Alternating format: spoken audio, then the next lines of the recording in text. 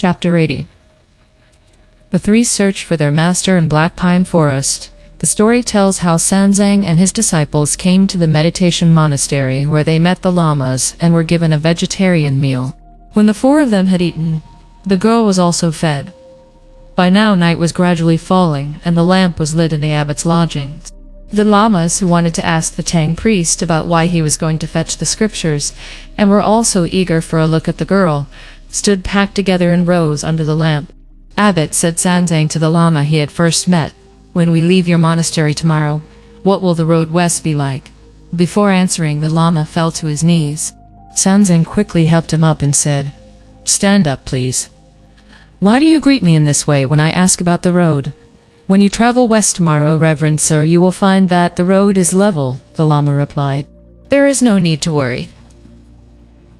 There is just one thing at present that is rather awkward. I wanted to tell you about it as soon as you came in, but I was afraid that it would offend your distinguished self. I only venture to tell you now that the meal is over that you will be most welcome to spend the night in the young lama's room after your long, hard journey from the east. But it would not be right for the Lady Bodhisattva to do so. I don't know where I should invite her to sleep." "Your suspicions are not called for, Abbot," Sanzang replied, "and you should not suppose that my disciples and I have wicked ideas. When we were coming through Black Pine Forest this morning, we found this girl tied to a tree. My disciple Sun Wukong refused to save her, but out of my enlightened heart I rescued her and have brought her here for you to put up, Abbot, as you have been so generous." "Reverend Father," the abbot replied, "we can set out a straw mattress behind the Devarajas in the Devaraja hall for her to sleep on." "That's splendid," Sanzang said, "splendid." After this, the young lamas took the girl to sleep in the back of the hall while in the abbot's lodging. Sanzang urged the officials of the monastery to put themselves at their ease, whereupon they all dispersed. "We have had a hard day," Sanzang said to Brother Monkey. "We must go to bed early in the morning." They all slept in the same room, guarding the mounting. They all slept in the same room, guarding the master and not daring to leave him. Later that night, the moon rose high, and all was peaceful. The street of heaven was quiet, and nobody moved. Bright was the silver river. The stars shone clearly. The drum in the tower hastened at the changing watch. We will say nothing more of the night. When Monkey rose at first light, he told Pig and Friar San to get the luggage and the horse ready, then urged the master to start out. But Sanzang wanted to sleep longer and would not wake up, so Monkey went up to him to call Master. The master raised his head but still could make no reply. "What will you say, Master?" Monkey asked. "Why is my head spinning?" Sanzang replied. "Why are my eyes swollen, and why an eye aching all over from my skin to my bones?" When Pig heard this, he stretched out his hand to feel the master's body. It was feverish. "Now I understand," said the idiot with a grin. He had several bowls too many of last night's free rice and went to sleep head down. "It's indigestion." "Nonsense!" shouted Monkey. "Let me ask the master what's really the matter." "When I got up in the middle of the night to relieve myself," Sanzang replied, "I did not put my hat on. I think I must have caught a chill in the wind." "I'm sure you're right," said Monkey. "Can you travel now?" "I cannot even sit up," Sanzang replied, "let alone mount the horse. The journey will have to wait." "What alone mount the horse? The journey will have to wait. What a thing to say, Master," said Monkey. "As the saying goes, a teacher for a day is one father for life. As your disciples, we are like your sons. There's another saying that a son does not have to ship silver or gold. As long as B can do what's needed, he'll be fine. If you're not feeling well, you shouldn't be worrying about the journey being delayed. There'll be no problem about waiting for a few days." The three brother disciples all looked after their master. The morning was followed by midday and dusk, and after a good night dawn returned. Time fled, and 3 days had soon passed. The morning after that, Sanzang tried to sit up, calling Wukong, "As I have been very ill these last couple of days, I have not asked you before. Have people been giving food to the Lady Bodhisattva we rescued?" "What are you bothering about her for?" laughed Monkey. "What you should be concerned with is your own illness." Yes, said Sanzang. "Help me up and fetch me paper, brush and ink. Borrow an inkstone here in the monastery." What do you want them for? Monkey asked. I want to write a letter, Sanzang replied.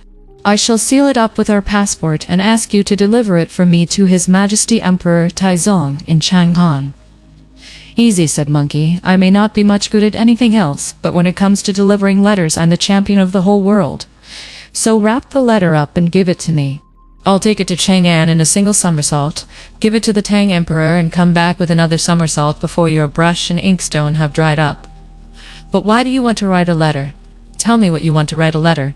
Tell me what you want to say in the letter. You can write it down later. This is what I will. Right, said Sanzang, weeping. Your subject beats his head 3 times upon the ground, with a triple shout of long live your majesty, as I bow to my lord. The civil and military officials ate all present, and 400 courtiers all listened to what is said. Years ago I left the east on your command, hoping to see the Buddha on the Vulture Peak. But on my journey I have met with obstructions, and been delayed by unexpected disaster along the way. My illness is grave. I cannot move 1 step. The gate to Buddha is as distant as the gate to heaven. I will not live to bring back the heaven. I will not live to bring back the scriptures. I submit with respect that a new envoy should be sent. When Monkey heard this, he could not help bursting out into uproarious laughter. You're hopeless, master, he said, thinking that sort of thing after just a touch of illness. If you were seriously ill, you'd only have to ask me to find out whether you were going to live or die. I have my own special way of dealing with it. I'd ask which king of the underworld dared think of this. Which of the judges issued the warrant? Which demon messenger is coming to fetch him? If they make me angry, I'll lose my temper the way I did when I made havoc in heaven, smash my way into the underworld with my cudgel, capture the 10 kings and rip the sinews out of every one of them. I'll show them no mercy. Stop that boasting, disciple, Sanzang replied. I am very ill, brother, said Pig, going up to him. It's very awkward to have the master saying he's in a bad way and you insisting he isn't. Let's settle things as quickly as we can. Sell the horse, pawn the luggage, buy a coffin to bury the master in, and split up. You're talking out of turn again, you idiot, Monkey replied. What you don't realize is that the master used to be our Tathagata Buddha's 2nd disciple. His original name was the Venerable Golden Cicada. This is great hardship he has to endure because he once slighted the Buddha's Dharma. But brother, Pig replied, even if the master did slight the Buddha's Dharma, he was exiled to the east and born into another body amid the sea of right and wrong in the battlefield of tongues. He swore an oath to go to the western heaven, worship the Buddha, and fetch the scriptures. Every time he's met an evil spirit, he's been tied up. And every time he's met an evil spirit, he's been tied up. And every time he's come across a monster, he's been hung up. He's had to put up with every kind of agony. That should be enough. Why has he had to be ill as well? This is something you wouldn't know about, Monkey replied. The master once dropped off to sleep, instead of listening to the Buddha teaching the Dharma, and as he drowsed, he trod on a grain of rice with his left foot. That is why he has to be ill for 3 days in the lower world.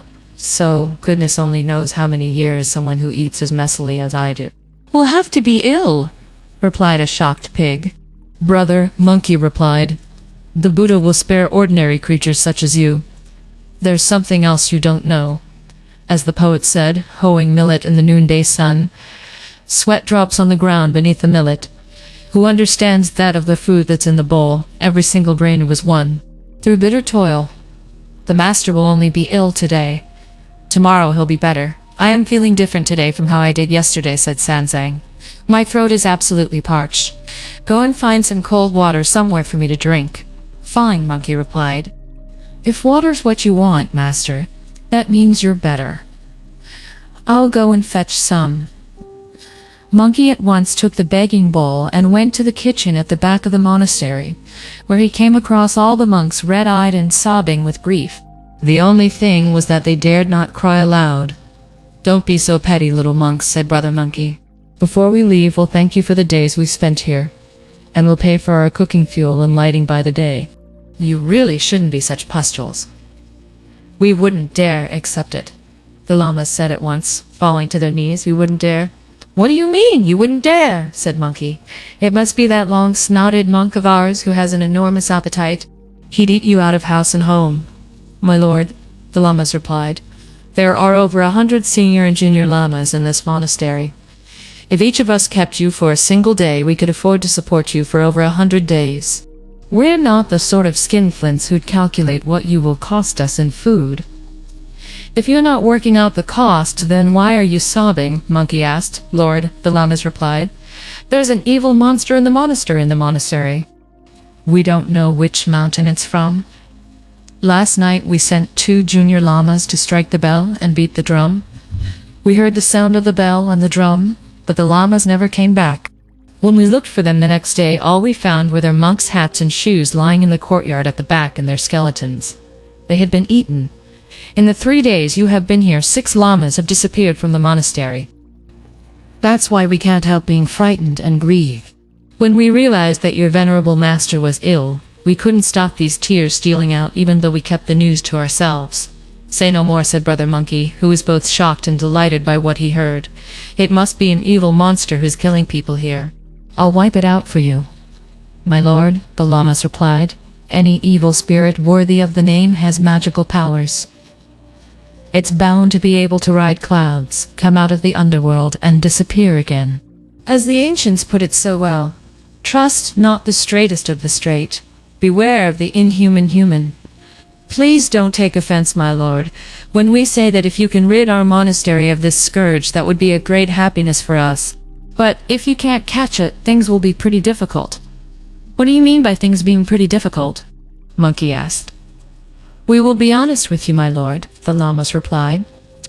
Although there are only 100 or so of us lamas in this monastery, we all became monks as children. When our hair grows, we have it shaved off. Our clothes are patched with rags. We rise in the morning to wash our faces, then bow with hands together in submission to the Great Way. At night, we tidy up, burn incense, and piously pray, chanting the name of Amitabha.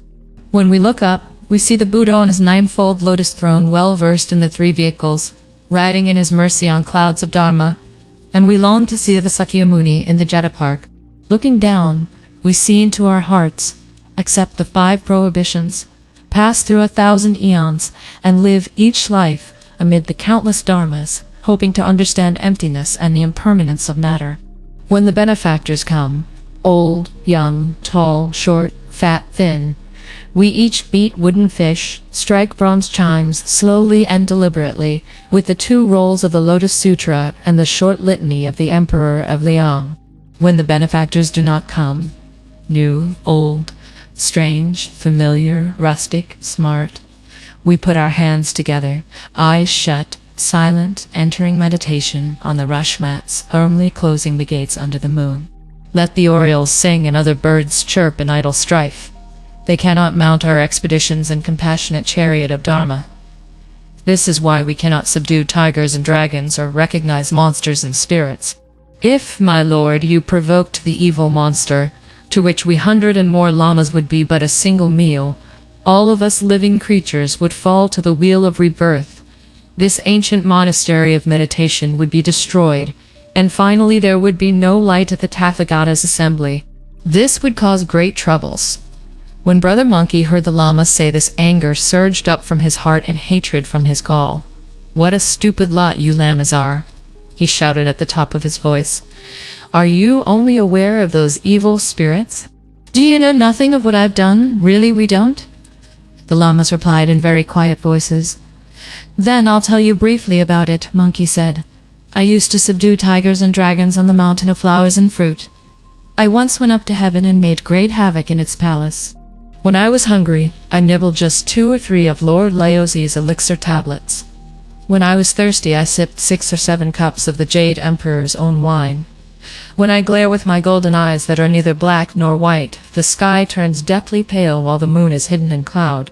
When I wield my gold-banded cudgel that's the right length, it strikes unseen and leaves no trace behind. What do I care about big or little monsters, however rough or vicious they may be? Once I go for them, they may run away, nimble about, hide, or panic. Whenever I grab one, they'll be filed down, cooked, ground to bits, or pulverized in a mortar. I'm like one of the 8 immortals crossing the sea, each of whom gives a unique display of his magical powers. Lamas, I'll catch that evil spirit and show it to you. Then you'll know what sort of person this monkey is." When the llamas heard this, they nodded and said quietly, "From the way this damn Baldy is shooting his mouth off and talking vague, there must be something behind it all." They all made polite noises of respectful assent, except for the older llama, who said, "Wait, your master is ill, and catching the evil spirit is not as important as that. As the saying goes, when a young gentleman goes to a feast, he either gets drunk or eats till he's filled. When a strong warrior goes into battle, he either is wounded or gets himself killed. If you two fight it out here, you may well get your master into trouble too." "It's not a sound idea. You're right," said Monkey. "You're right. I'll take my master a drink of cold water and be right back." Picking up the begging bowl, he filled it with cold water, went out of the monastery kitchen and back to the abbot's lodgings and called, "Master, cold water for you." Sanzang, who was just then suffering torments of thirst, raised his head, held the bowl with both hands, and took only one sip of the water. It really was a case of a drop when you're thirsty is just like sweet dew. Get the right medicine and you'll feel good as new. Seeing the venerable elder gradually recovering his spirits and looking less worried, Monkey asked, "Could you manage some soup and other food, master?" "That cold water was a magical cure," Sanzang replied. "I have already half recovered from my illness. I would like some food if there is any." "The master's better," Monkey shouted repeatedly at the top of his voice. "He wants some soup and other food." He told the llamas to arrange some at once. They washed and boiled rice, made noodles, cooked pancakes, steamed bread rolls, and prepared vermicelli soup. 4 or 5 tables of food were carried in, but the Tang priest ate only half a bowl of rice gruel, while Monkey and Friar San managed only a tableful between them. Pig gobbled up the rest. The dishes were then taken out, the lamp was lit, and the llamas dispersed. "How long have we been here now?" Sanzang asked. 3 whole days, Monkey replied. "By tomorrow evening it will be 4 days. "We could have covered a lot of distance in 3 days, Sanzang replied. "Never mind about the distance, master," said Monkey. "We'll be on our way tomorrow." "Yes," said Sanzang, "even if I am still a little poorly, there is nothing that can be done." "If we're setting out tomorrow, let me catch the evil spirit tonight," said Monkey. "What evil spirit?" Sanzang asked in astonishment.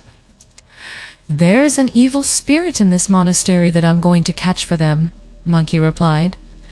"But how can you be having ideas like that before I have even recovered from my illness?" Sanzang asked. "If that monster has magical powers and you fail to catch it, then it will kill me, won't it?" "You're always running people down," Monkey replied. "Wherever we go, I subdue evil creatures. Have you ever seen me come off second best? That could only happen if I did nothing. If I act, I'm bound to win." "Disciple," said Sanzang, clutching him, "the saying is quite right that goes, people a good turn whenever you can, if it is possible treat. Then with mercy, worrying cannot compare with true kindness. Better be patient than strive for supremacy." In the face of his master's impassioned pleas and refusal to allow him to subdue the monster, Monkey could only speak frankly. "I'll be honest with you, master," he said. "The evil spirit has been eating people here." "Who has it eaten?" Sanzang asked with shock. "In the 3 days we've been here, it's eaten 6 of this monastery's young llamas," Monkey said, to which Sanzang replied, "Foxes will grieve at the death of the hare. Creatures will all for their own kind show care.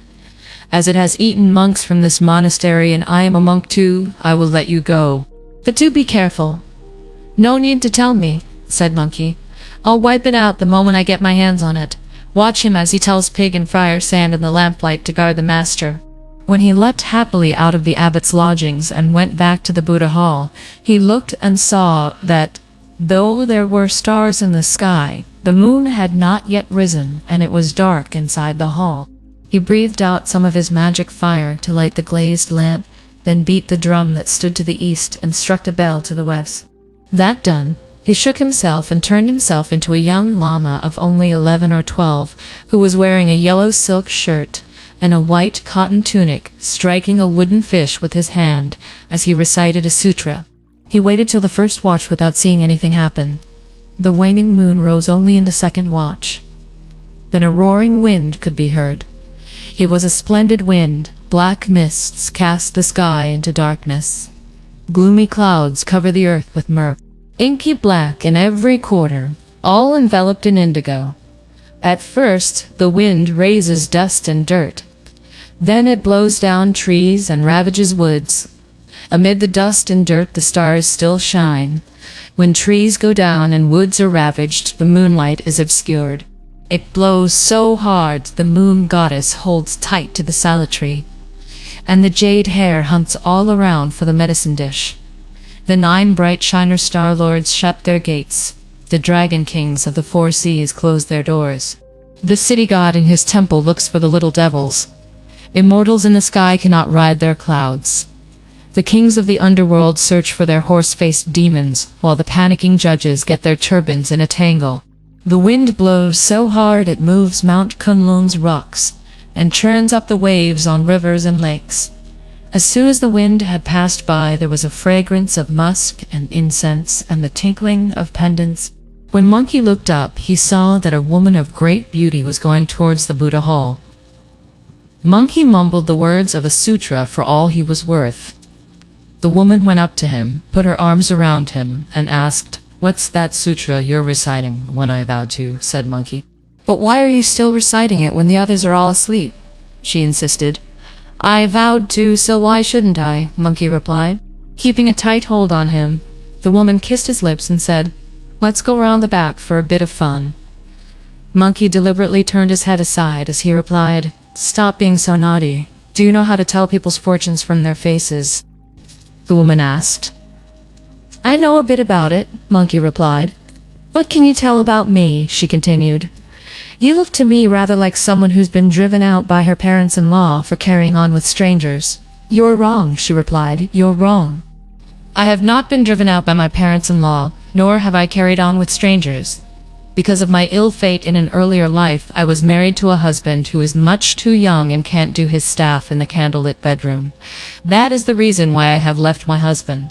As the stars and moon are so bright tonight, and we are fated to come hundreds of miles to meet each other, let's go round to the garden at the back to make love." When Brother Monkey heard this, he nodded to himself and thought, "So those stupid llamas all died because they were led astray by lust. Now she's trying to lure me." "Lady," he said in reply, "I'm a monk and still very young. I don't know anything about lovemaking." "Come with me and I'll teach you," the woman replied. "All right then," Monkey thought with an inward smile. "I'll go with her and see how she fixes things." Shoulder nestling against shoulder, and hand in hand, the two of them left the Buddha hall and went straight to the garden at the back.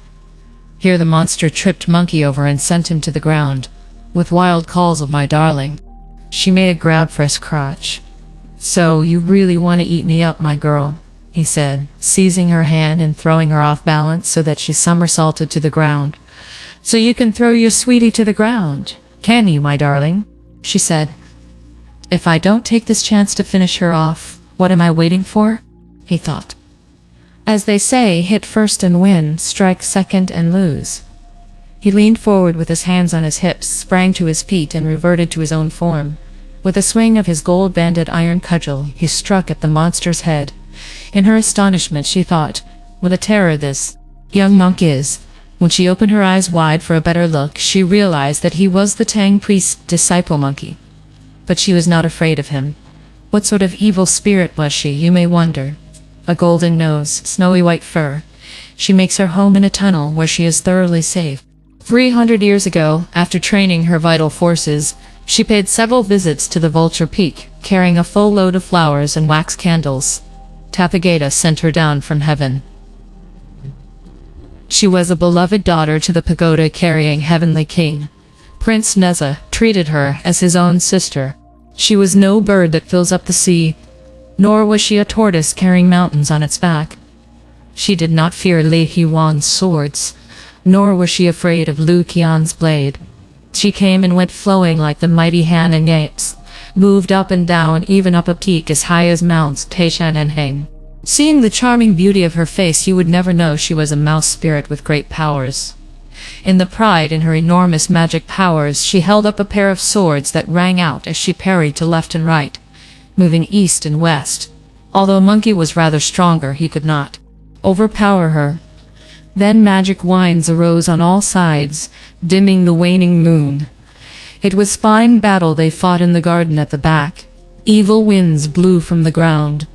Dim was the light of the waning moon, deserted was the hall of the Brahma kings, and the devil's cloister could not be clearly seen. The back garden saw a battle between the warrior sun, a sage in heaven, and the furry girl, a queen among women, both competing in magical powers and refusing to submit. One turned her heart in anger from the dark-skinned Baldy.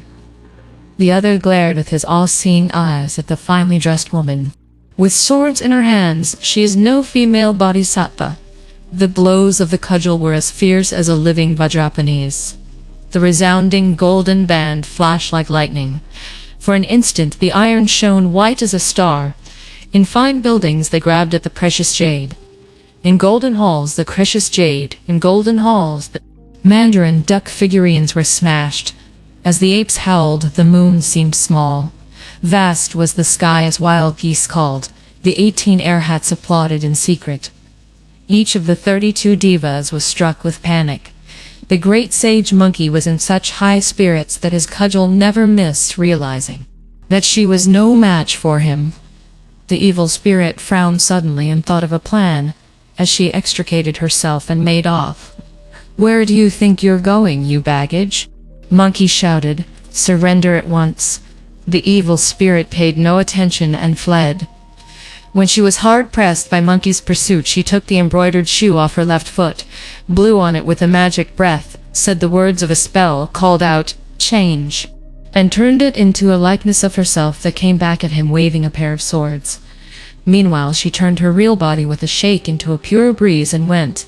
This was Sanzang's star of disaster. She headed straight for the abbot's quarters, lifted Sanzang up into a cloud, and, on the instant, before anyone could see anything, she was back at Mount Pitfall and inside the bottomless cave, where she told her underlings to prepare a vegetarian marriage feast. The story switches back to Brother Monkey, who fought with desperate anxiety until he was able to seize an opening and smash the evil spirit to the ground with a single blow, only to find that she was in fact an embroidered shoe. Realizing that he had fallen for a trick, he went straight back to see the master. But was the master there? There were only the idiot and Friar Sand muttering together. His chest bursting with fury, Monkey put all thought of what he ought to do out of his head, and raised his cudgel to lay about him. "I'll kill the pair of you," he shouted. "I'll kill the pair of you." The idiot was desperate, but there was no way for him to escape. Friar Sand, however, as a general from the magic mountain who had seen a great deal, adopted a very mild and conciliatory approach when he stepped forward, knelt down and said, "Elder brother, I understand. I'm sure that after you've killed us too, you intend to go straight back home instead of rescuing the master." "When I've killed you too, I'm going to rescue him myself," Monkey retorted. "How can you say that?" replied Friar Sand with a smile. "Without us too, it would be a case of you can't spin a thread from only one strand or clap with the palm of a single hand. Who'd look after the luggage or the horse for you? We'd do much better to forget our differences and fight side by side like Guanzong and Bio Shuya, than to have a battle of wits like Sunbin and Pang Wan. As the old saying goes, to kill a tiger you need your brother's help. Have fathers and sons fight together in battle. I hope you will spare us, brother, so that tomorrow morning we can all work together with a single mind in our search for the master." Although his magical powers were tremendous, Monkey knew what was right and needed at the time, so that Friar Sand's entreaties made him change his mind. "Get up, pig and Friar Sand," he said. "But when we hunt for the master tomorrow, you'll have to make a real effort." The idiot was so grateful at being let off that he would gladly have promised Monkey half the sky. Brother Friar Sand said, "Leave it all to me." The 3 brother disciples were so anxious that none of them could sleep. They wished they could make the sun rise in the east with a nod of the head and blow all the stars out of the sky with a single breath. After sitting there till dawn, the 3 of them packed up and were about to get out, only to find the gateway barred by one of the lamas, who asked, "Where are you going, gentlemen?" "This is most embarrassing," Monkey replied with a smile. "Yesterday I boasted to all the monks that I'd capture the evil spirit for them. So far from me capturing her, she's made my master disappear. We're off to look for him." "My lord," said the lamas with horror, "our trivial problem has got your master involved." Where will you look for him? I know where I'll look, Monkey replied. Even though you're going, please don't be in such a hurry, said the llamas. Have some breakfast first. 2 or 3 bowls of hot gruel were brought and that pig cleaned up with great gusto. What fine monks, he said. What fine monks, he said, when we found the master. Well, come back here to see you again. What you mean is come back to eat their food, said Monkey. Go and see if the girl is still in the Devaraj's hall. She's gone, my lord, the llama said. She's gone. She has spent only 1 night there and is gone the next morning. Monkey cheerfully took his leave of the llamas and made Pig and Friar Sand lead the horse and carry the luggage as they headed back east. Brother, said Pig, you're wrong. Why are we going east? You wouldn't know, said Monkey. That girl who was tied up in the black pine forest the other day, I saw through her with my fiery eyes and golden pupils. But you all thought she was a good person. And now it's her who's eaten the monks and her who's carried the master off. You all did a fine thing rescuing that lady Bodhisattva. As she's carried the master off, we're going back the way we came to look for her. Good, good, good, sighed the other 2 with admiration. You're much cleverer than you look. Let's go. The 3 of them hurried back into the forest, where this was what could be seen. Piles of cloud, heavy mists, many a layer of rock, a twisting path. The tracks of foxes and hares cross each other. Tiger, leopard, jackal, and wolf move in and out of the undergrowth, with no sign of a monster to be seen in the wood. They do not know where Sanzang might be found. In his anxiety, Monkey pulled out his cudgel, shook himself, and made himself look as he had when he made great havoc in heaven, with 3 heads, 6 arms, and 6 hands wielding 3 cudgels.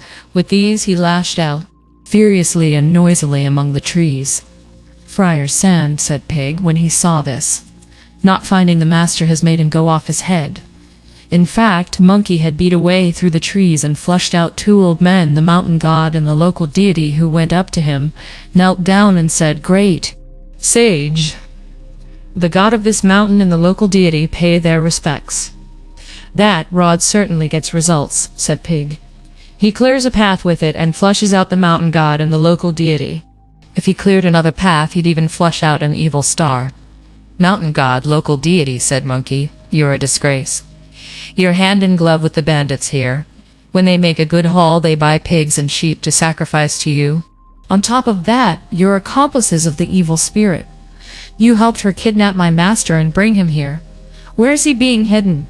If you want to be spared a beating, tell me the truth right now. Great Sage, the 2 gods said with alarm, you are misjudging us. The evil spirit doesn't live on our mountain or come within our jurisdiction. But when the wind blows at night, we have heard a thing or 2 about her. Tell me everything you know, said Monkey. The evil spirit carried your master off to a place over 300 miles due south of here, the local deity replied. There's a mountain there called Mount Pitfall with a cave in it called the Bottomless Cave. He was taken there by a disguised evil spirit from that cave. This news gave Monkey a shock that he did not reveal. Shouting at the mountain god and the local deity to dismiss them, he put his magical appearance away, turned back into himself, and said to Pig and Friar Sand, The master's a long way from here. If it's a long way, let's go there by cloud, Pig replied. The splendid idiot went ahead on a wild wind, followed by Friar Sand on a cloud. As the white horse had originally been a dragon's son, he too came by wind and mist as he carried the luggage on his back. The great sage set afar by somersault as he headed due south, and before long a high mountain came into view that was blocking the way for the clouds. The 3 of them took hold of the horse and stopped their clouds. This is what the mountain looked like. The summit touched the azure sky, its peaks joined with the blue of the heavens. Trees by the million grew on every side, while flying birds sung noisily all around. Tigers and leopards moved in packs. Water deer and roebuck walked through the bushes. On the southern slopes rare flowers bloomed fragrant. On the northern side the snow never melted steep, and the northern side the snow never melted steep, and craggy were its ridges, sheer were its overhangs and rock faces. Pinnacles shot straight up and deep ravines curved all around. It was dark green among the pines, and the rocks were jagged. It struck fear into the traveler's heart. No sign could be seen of woodcutters and the immortal boys picking. Herbs had vanished. The tigers and leopards here could make mists, and all the foxes set winds roaring. Brother, said Pig, this mountain's so high and sheer there must be evil on it. Goes without saying, Monkey replied. High mountains all have monsters. There's never a steep ridge without spirits. Friar Sand, he called. You and I are going to stay here while we send Pig into the mountain hollows to look around and find out the best way for us to take. If there really is a cave palace, he must discover where the entrance is. Find everything out so that we can go in together to find the master and rescue him. Just my lousy luck, said Pig, having to go first and take the brunt. Last night you said we could leave it all to you, Monkey replied. So why are you trying to get out of it now? Stop shouting at me, Pig said. I'm going. The idiot put down his rake, tugged at his clothes, and leapt empty-handed down from the mountain to find the path. If you don't know whether this departure was to be for good or ill, listen to the explanation in the next installment.